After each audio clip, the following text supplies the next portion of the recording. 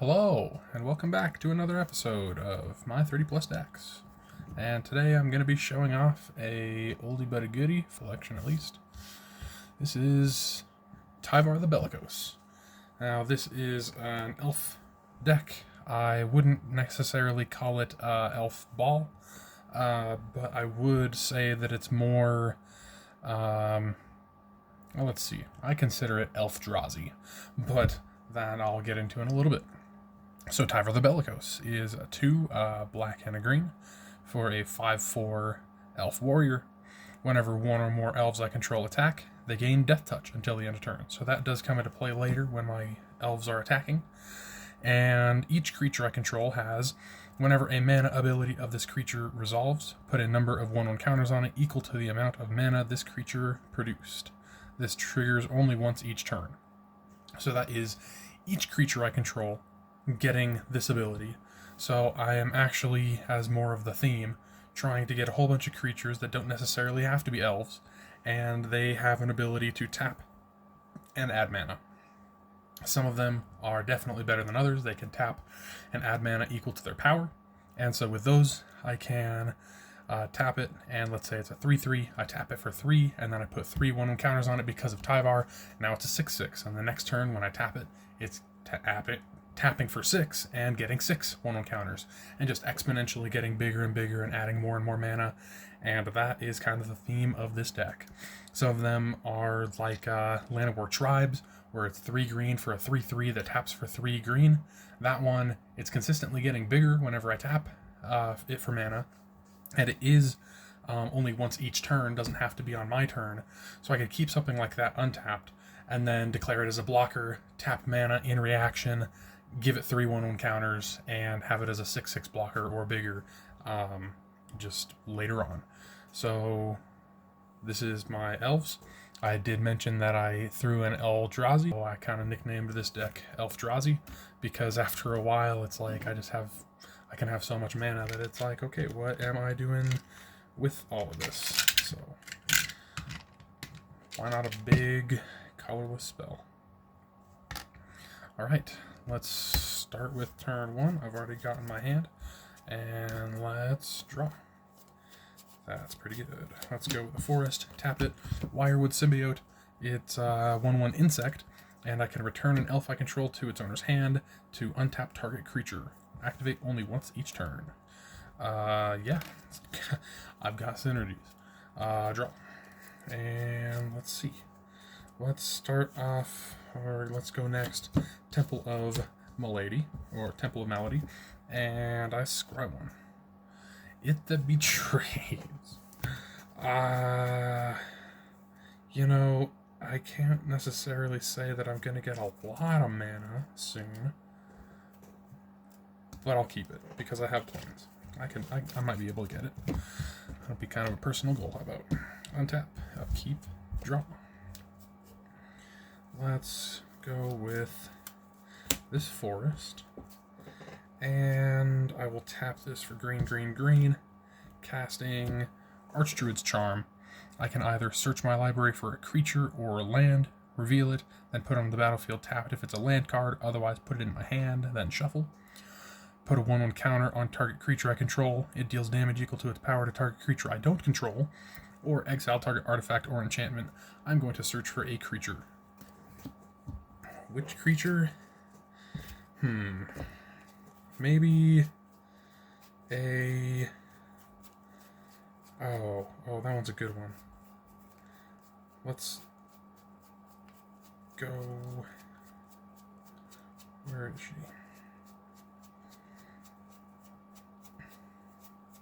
Nope, none of those. There we go. Marwyn the Nurturer. That is 3 cost 1/1 elf. Whenever another elf enters the battlefield under my control, I put a 1/1 counter on Marwyn the Nurturer, and I can tap to add green to my mana pool equal to Marwyn's power. So this is probably actually going to be my next turn's spell, so that I can have Tyvar out after that, triggering both the elf entering and the tap to get mana. So that goes to my hand. It's looking like it. Let's go to turn 4. Untap. Upkeep. Draw. Okay. Let's go with the Weathertop. This one is a Lord of the Rings, which is why I'm zooming in on it. Taps for a colorless, or I can tap 1 and it to untap target land. I pull of lands that tap for more, so that will actually be on the battlefield. And let's go 1, 2, 3, 4. And I will enchant this forest. Why not? With a with a market festival. So this land can tap for 2 of any one color. Actually, I did not think that through. Let's do that on a different turn. Let's just tap 3 and get out that Marwyn. Let's start that. Let's start that going. Turn 5. Untap, upkeep, draw. That's actually cool. It's going to be a swamp. 1, 2, 3, 4, 5, 6. Could be 7 to work with. Yeah, let's go with it. Let's go green, black, and 2. Casting Tyvar the Bellicose. That is an elf, another elf entering the battlefield under my control. So Marwyn will get a 1/1 counter. Now Marwyn is a 2/2 and can tap for 2 green. So I'll tap for black, green, green. And since this is the first time it's tapping for mana this turn, it will get 2 1/1 counters because it added 2 green. And I will use that black, green, and 1 for Tyvar, Jubilant Brawler. I'd say is worth zooming in on. So this is a Planeswalker, starts at 3. It has the ability that, or a static ability, I may activate abilities of creatures I control as though those creatures had haste. So pretty much if I have a creature that I could cast that has a tap for a mana ability like Marwyn, I can do that right away. I can plus Tyvar the Jubilant Brawler, and I'm going to, and I can untap up to 1 target creature. So that's actually going to be up to 4 to untap Marwyn. And -2, mill 3 cards, then I may return a creature card with mana value 2 or less from my graveyard to the battlefield. Ability I typically plus to untap creatures.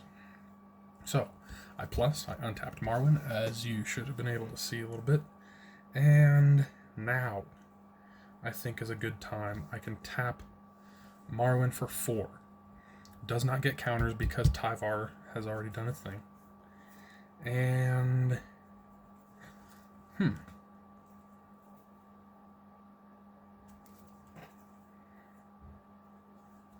let's go Market Festival, as I was thinking earlier, and that will go on my forest. I don't think that I have any ways to like bounce lands or anything. I was thinking about Temple of Milady, but I don't really need that much black. Let's say that. So that'll be on this forest. And that'll be a pass. So let's go to turn 6. Untap. Untap. No upkeep. And draw. Okay, I do have a land.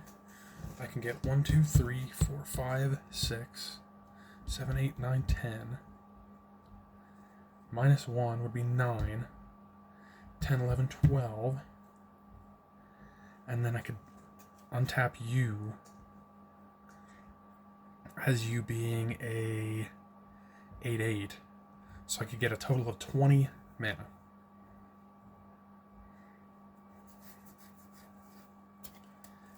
Yeah, I could get a total of 20 mana. That's crazy. And that's turn 6. So I said that I could cast It That Betrays. I think I'm going to wait a turn. So let's actually go 1, 2, 3, 4, which puts 1, 2, 3, 4, 1 counters on you. 4, 5, 6, 7. No. Untap that. That 4 will be used for Guardian Project, Whenever a non-token creature enters the battlefield under my control, if it doesn't have the same name as another creature I control or a creature in my graveyard, I draw a card. It's perfect for Commander. It was made for Commander, practically. Now I have, let's see, 1, 2, 3, 4, 5, 6 if I wanted to.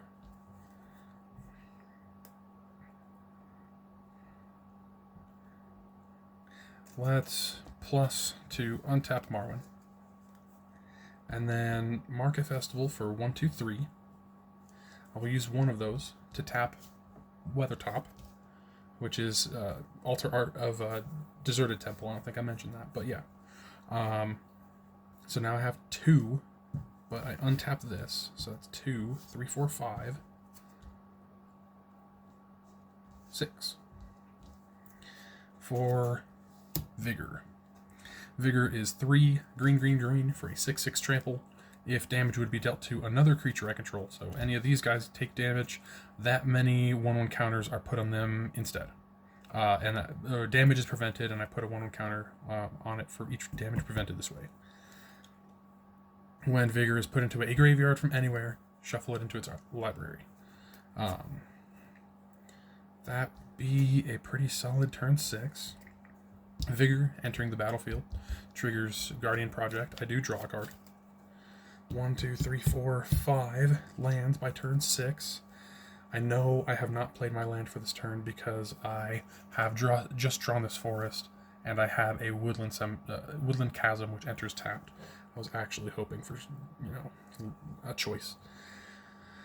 But with the things in my hand, I'd actually rather take the tapped land. So, I will tap Marwyn the Nurturer for 6, 7, 8. Tapping Temple of Milady for 9. This forest for 10. Casting, hard casting, Ulamog the Ceaseless Hunger. 10 cost, 10, 10, indestructible. On cast, I exile 2 target permanents, so I just destroy 2 things of my opponents. Whenever the Ulamog attacks, defending player exiles the top 20 cards of his or her library, and that is another creature seen by Guardian Project, so I draw a card. Very cool. That will be that turn. Turn 7. Final turn of this game. Let's get that It That Betrays as promised. On tapping, upkeeping, and drawing. Ooh, forest. That is, how much could I actually get? That's 6, 7, 8. So I tap for 8, and then I would get 8 1/1 counters, and then I can untap it and tap it for another 16. So 8, 16, 24 mana, just right there. In my hand, I have 12 plus 7 plus 7, so 7, 14, 24, 25, 26, 8, 16, 24. I could practically cast everything in my hand just by tapping Marwyn twice, plus 2 mana. That is ridiculous. And I'm going to do it. So, tap Marwyn. That's 6, 7, 8 to my mana pool. And you get 6, 7, 8, 6, 12, 13, 14, 15, 16, 16, yeah. And then a plus to untap to tap for another 16. So that is 24 mana in my mana pool. 25, 26 mana in my mana pool. And let's just break it down into the 3 spells. It That Betrays. You already saw it coming. That is a creature entering the battlefield that does not share a creature on the battlefield or in my graveyard, so I draw. I will use, let's see, that was 26 minus 12, so 14. Half of 14 for, let's go, Turn Timber Symbiosis. 4 green, green, green, so that's 7. Look at the top 7 cards of my library. I may put a creature card from among them onto the battlefield. If that card has converted mana cost 3 or less, it enters with an additional 3 1/1 counters on it. Put the rest on the bottom in a random order. So this will be kind of here as resolving. 1, 2, 3, 4, 5, 6, 7. And let's just look at them. Okay, so I will be putting... Oh, let's see. Well-Wisher is good. Taps to gain me a life for each elf in play, so that's even elves my opponents control. Not expecting them to have elves, but that would become 3. Or Elvish Archdruid. Other elves get +1/+1. Taps for a green equal to each elf I control. There is a kind of a sub-theme of life gain, so I think I'm going to take the Well-Wisher. Nothing against this Elvish Archdruid, but I kind of want to gain life in the long run. Don't think that I'll show that off this game. Maybe next game or two. So those get shuffled and on the bottom, so they're on the bottom in a random order. The Well-Wisher is way over here. Let's kind of compress, and that goes to my graveyard. There we go. Well-Wisher enters. Let's see, that looks better. It has mana value 3 or less, so I put 3 1/1 counters on it, and it can use that ability right away, so that's cool. Then let's use that remaining 7 before I get too far. Guardian Project, sees Well-Wisher, enter the battlefield. Doesn't have to be cast. So I draw another card. Cool. Vivian's Invocation as my third spell to drain my mana pool of that final 7. It's 5 green. Look at the top 7 cards in my library. Wow, that sounds familiar. I'm going to put a creature card from among them onto the battlefield. Oh. And put the rest on the bottom in a random order. When this creature is put on the battlefield this way, it deals damage equal to its power to target creature an opponent controls. Now, this could be an Eldrazi. 3, 4, 5, 6, 7. Or it could be what happened this last turn where it's either a 1-power creature or a 2-power creature. So, but the good thing it's a bite. It's a bite, not a fight. So, let's look at them. Elvish Mystic. Beast Whisperer is actually probably one of the best ones I could get. Abomination of Llanowar is not as big. So let's go Beast Whisperer. Beast Whisperer is a great one. He is only a 2/3, so he only deals that 2 damage, like I was saying.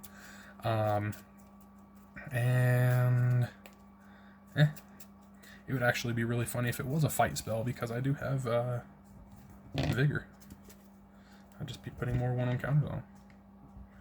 Anyways, Beast Whisperer out means that I am now drawing cards whenever I cast creature spells. He is also seen by Guardian Project, so I draw another card. And that is fun. Let's go Market Festival for 3.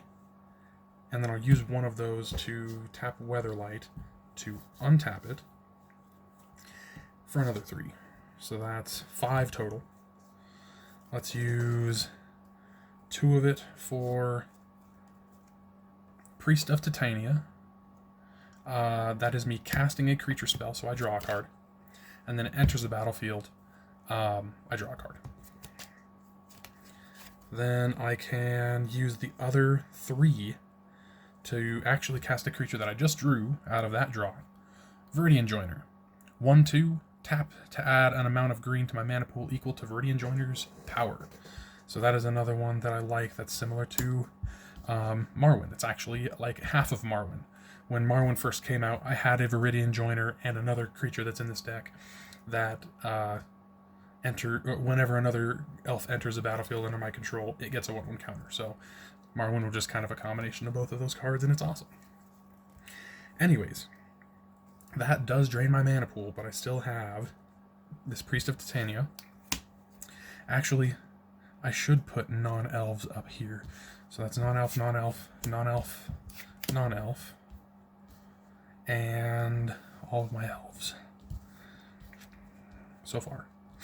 And Priest of Titania can tap for a green equal to each elf on the battlefield. It does include my opponent's elves, like I was mentioning earlier for Well-Wisher. But for right now, and it can tap as though it had haste because of Tyvar. It's such a good card. For right now, let's just keep on going as best I can.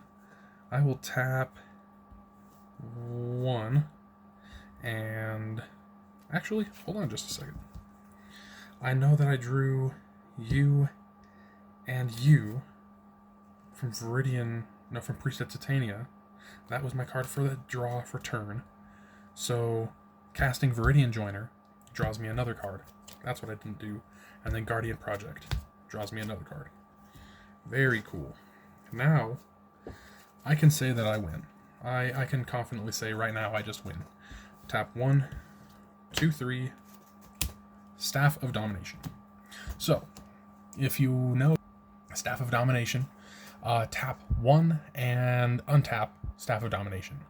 Tap 2 and Staff of Domination to gain a life. Tap 3 and it to untap target creature. Tap 4 and it to tap target creature. Tap 5 and it to draw a card. So right now, I can, as you know, I'm playing on uncontested. I can tap Priest of Titania. That adds 1, 2.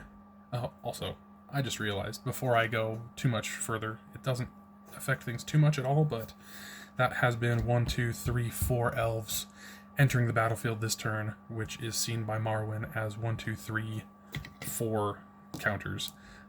All happened after she tapped for all of that mana, so it doesn't really affect anything else. Priest of Titania taps for 1, 2, 3, 4, 5, 6 green. Gets 6 1/1 counters because of Tyvar the Bellicose. And then I can use, so let's see, 6 mana. I use 3 of it, so I'm down to 3, to untap Priest of Titania. Or how about better yet, untap Marwyn. And then Staff of Domination would be tapped. Use 1 of that 3 still floating, so I have 2 left, to untap Staff of Domination. Now I could tap Marwyn for 6, 12, 18, 19, 20. 20 mana, so I would have 22 mana in my mana pool. Use 3 of it to tap and untap, so that's 22, 21, 20, 19. And then the 1 more, making it 18 left over. I have 18 mana left over. Marwyn is untapped, can keep on tapping, can keep on going. With all of this mana, what do? I can gain life as much as I want. I can draw cards as much as I want. I can tap your guys' creatures as much as I want. And I would call that GG. Because I can do that whenever. As far as other things, I have Ulamog that can attack. It that betrays just came out this turn, so can't attack. And yeah, I think that's that. I'm just gonna end the game there. So that was game 1. If this next game ends up being a little bit longer, who knows? I might just cut it at 2. But that is why I love Tyvar the Bellicose. He is an elf deck that, not all of these cards have to be elves, but a good chunk of them are elves. It really does do the elf thing, and who knows? Maybe I'll show off the little bit of life gain even. I know I just said that I could gain as much life as I wanted. One of the cards in here is creature spells you cast cost 1 generic less for each 1 life you've gained this turn. So it really can be, okay, I've gained this much life, my Eldrazi are free. And then there's another creature, it's Verdant Sun's Avatar, it's a dinosaur. That is whenever it or another creature enters the battlefield under your control, you gain life equal to its toughness. And so that could just be me getting out the 10 cost 10/10, gaining 10 life, and then all of my other Eldrazi or creatures in general are costing however much less, and if I had that kind of draw set up, then I could just keep on going, similar to how I did, and just making it way cheaper. I didn't even go over what was in my hand. I did have a Eldrazi conscription in my hand as well, so that it's it's just kind of a mean deck. It's like, okay, I get elves, and then I have so much mana because of Tyvar. What are we gonna spend it on? Eldrazi, Patrick. We're spending it on Eldrazi. Here we go. Let's go like that, and 1, 2, 3, 4, 5, 6, 7. I have 2 land. I don't have any 2 or less costs. I think I'm going to mulligan. Yeah. Yeah.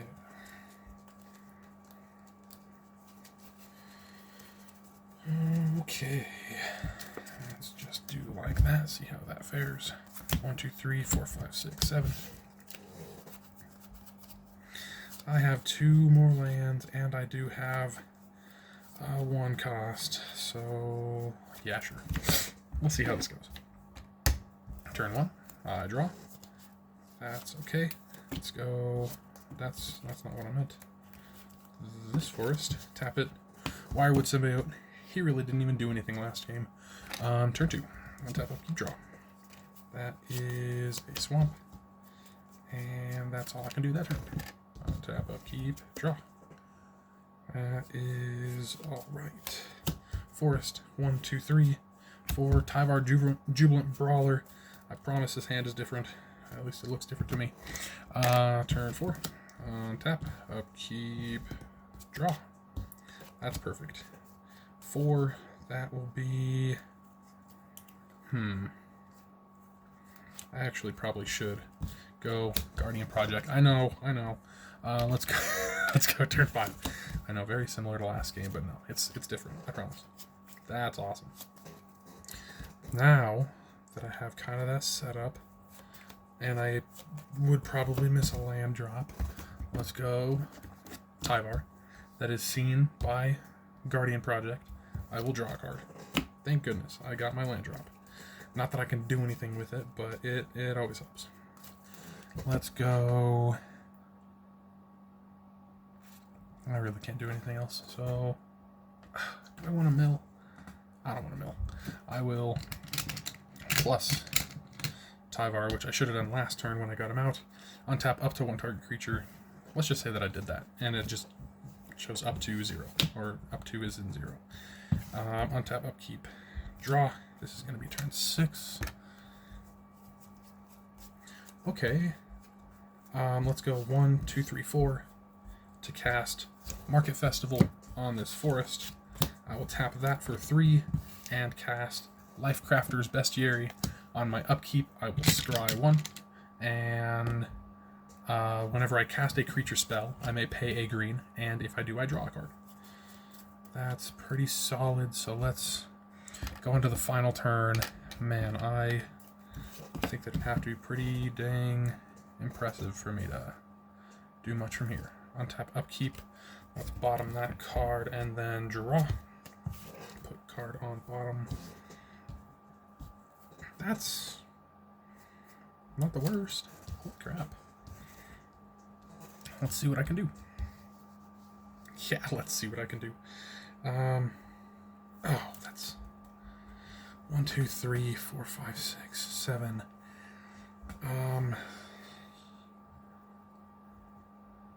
I think that actually works. 1, 2, 3, 4. Casting Wirewood Channeler. 2/2 Elf Druid. Taps for X of any one color, where X is the number of elves on the battlefield.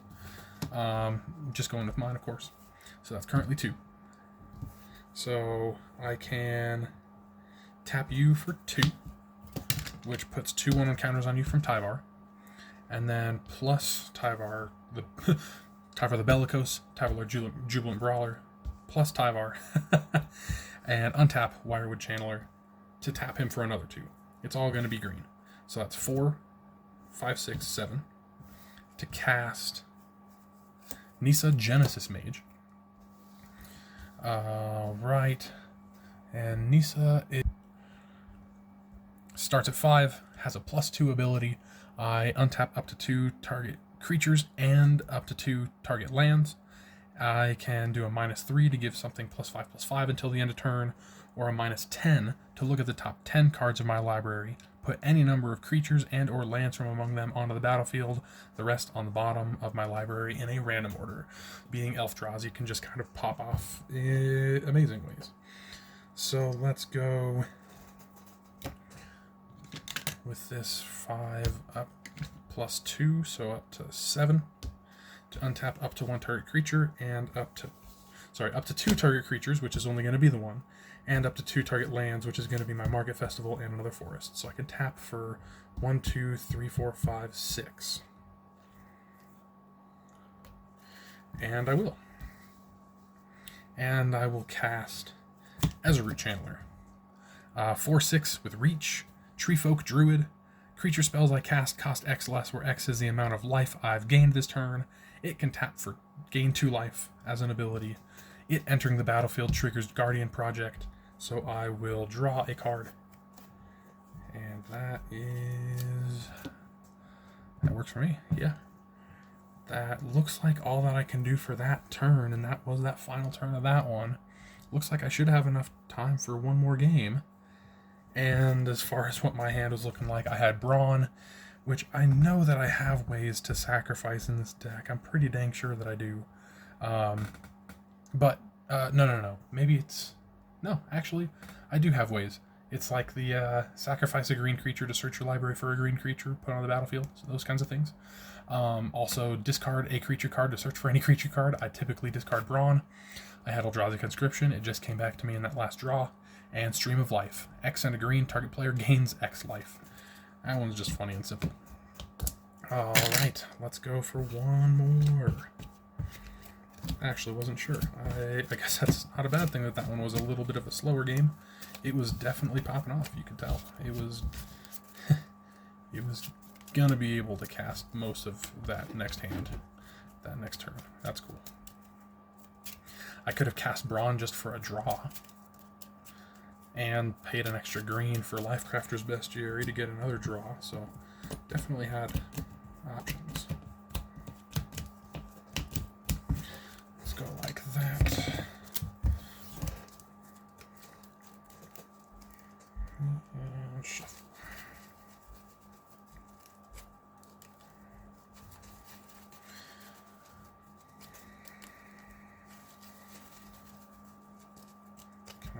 Cut and then keep on shuffling. Yeah, I not much to say. I think that this deck is doing pretty much what I want it to do. It's got its creatures tapping for land more than land tapping for lands. I do have the lands tapping for lands. The one that I think is the best, 2, 3, 4, 5, 6, 7, is there's an enchantment land that I have that taps, and I add a green to my mana pool for each elf in play. Or something like it is whenever the enchanted land taps for mana, I add a green for each elf in play.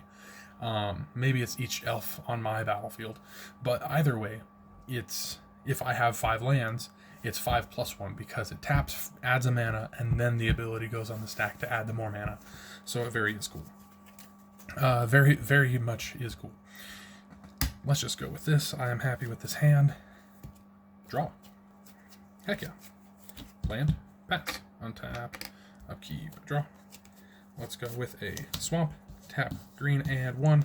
Incubation Druid. It is a 0/2 elf. Taps for 1 of any color. If it has a 1/1 counter on it, I add 3 mana of that color instead. So once I get Tyvar out, and then this starts tapping for mana, I will be able to give it counters, and as soon as it gets its first one, it's tapping for 3. That's I really like Incubation Druid. It is one of the ones that I was kind of mentioning earlier where it taps for 3, it doesn't tap for any more because it has more counters on it, which is why those are really the all-stars in this deck. So, continuing. Untap, upkeep, draw. Let's go with a forest. 1, 2, 3, 4. Getting out Tyvar the Bellicose. And I do realize that'll be another time that it has to tap. Unless I was going to adapt, but I don't think I will. Turn 4. Untap, upkeep, draw. Not bad. There's a swamp. And let's go... Tap 2 for an Emerald Medallion. Green spells I cast cost 1 generic less. And then I can tap green, green, tap Incubation Druid for green. When this taps for mana, Tyvar the Bellicose will put a single 1/1 counter on Incubation Druid. Now it can tap for 3 of any one color. So green, green, green. Archdruid's Charm. I will search for a creature. And I know that I did Marwyn last time. That is another good choice. Let me actually see if there's anything in my hand. No, honestly, Marwyn's probably the best choice.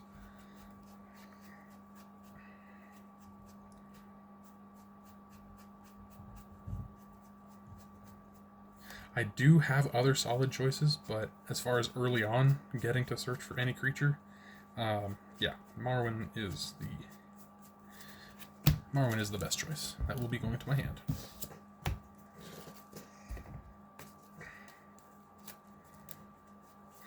Later on, as far as, you know, I've mentioned early on, Marwyn's the best. Later on, searching for any creature isn't always even Eldrazi. I did manage to pull, and this was in one of the auctions that I did on Whatnot, I did manage to pull a Dionys from the Foundation's Jumpstart packs. He himself is like a $20 card, and he has an awesome ability. So if I get into that, then maybe, but otherwise, he's just a freaking good card. Let's go to turn 5. Untap, upkeep, draw. There we go. Let's go with another forest. And how should I do that? Because I guess my green spells do cost 1 less. That could be 1, 2, 3, 4, 5, 6, 7, 8. Which works. Oh yeah. You know, I'm going to do this one because I don't do it very often. So let's go Incubation Druid for 3. When it taps, it gets 3/1 encounters. I'm going to use 2 of it for Marwyn the Nurturer, just making them all green. That leaves 1 over, so that's going to be 1, 2, 3, 4, 5, 6. Because it costs 1 less, thank you, Emerald Medallion, for the World Spell. World Spell, I was just mentioning, I don't get this one out too terribly often, but this is cool. I look at the top 7 cards in my library. It's kind of a theme in this deck. Not quite a theme, but it happens. You may reveal a non-saga permanent from among them and put it into my hand. Put the rest on the bottom in a random order. So that is going to be the first one of World Spell. 1, 2, 3, 4, 5, 6, 7.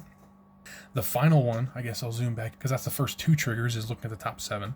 And then the third one, put up to 2 non-saga permanent cards from my hand onto the battlefield. This is an elf deck. This is not a saga deck. So Kindred Summons, I guess that was at the bottom of the 7 draw, so that's all right. As a Root Channeler is very good. I think, even though Fanatic of Ronus is also a great card in this deck, I think Azroot Channeler is going to be what I go with this time. So then the rest of them will be on the bottom in a random order. Here we go. That's that. Perfect. I'll pass a turn, go into turn 6. I will untap. Nothing on upkeep. I draw, and then after I draw, the World Spell. So that'll be the next 1, 2, 3, 4, 5, 6, 7 cards. Looking at them is, it is non-saga permanent. So that's either a land or Eldrazi Conscription. I might as well. Especially since Marwyn taps equal to her power. That could be awesome. I could just straight up give her plus 10 plus 10, and then it pays for itself and then some. So let's go with, let's see, 1, 2, 3, 4, 5, 6, 7, 8. And then that's,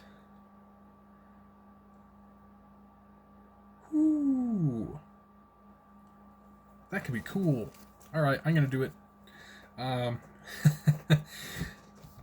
2, 3, which is 1, 2, 3 counters. 1, 2, 3, 4, 5, 6, 7, 8.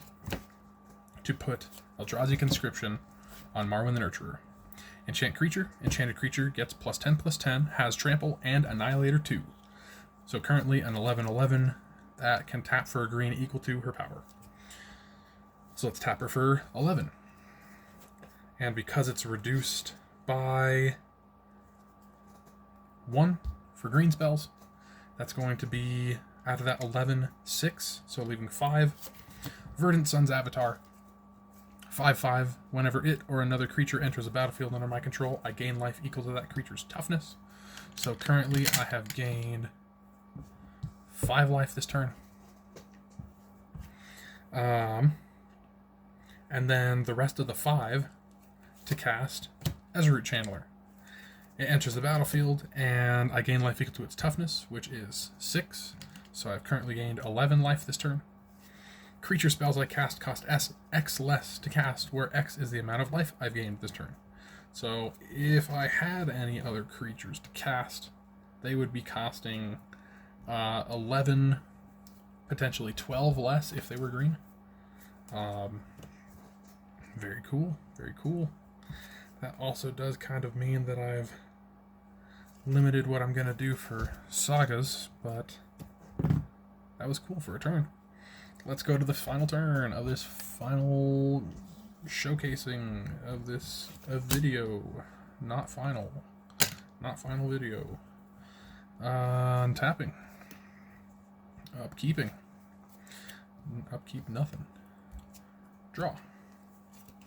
After I draw, World Spell goes to its final trigger. I put up to 2 put up to 2 non-saga permanent cards from my hand onto the battlefield.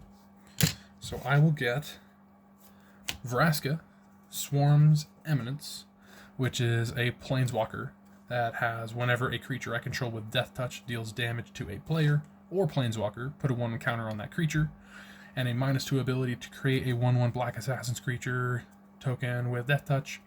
And it also has, whenever this creature deals damage to a planeswalker, destroy that planeswalker.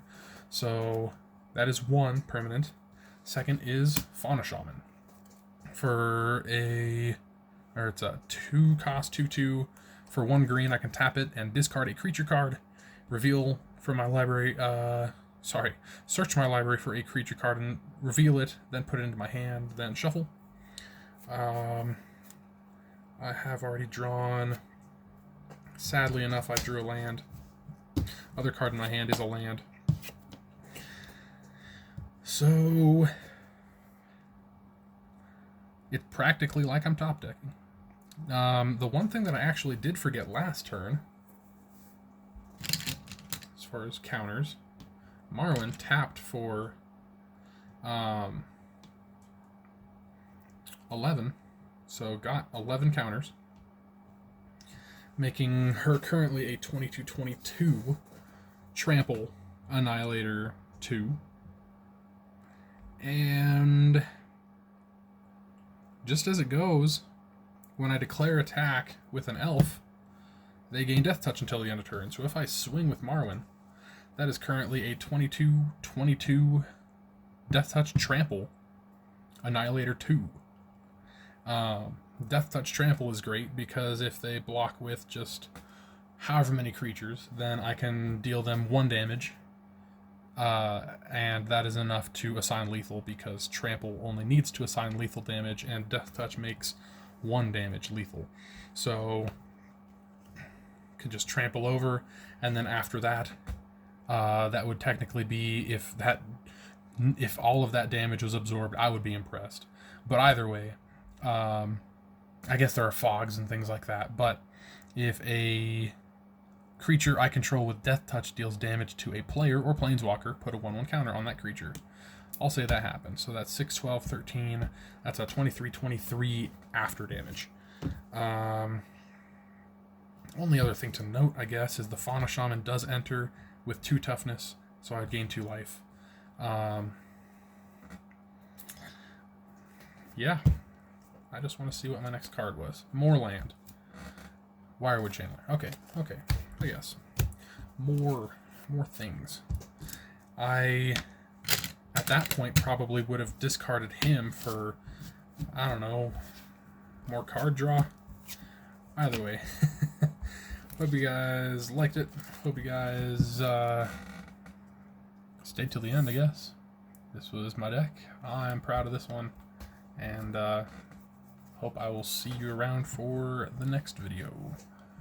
Bye.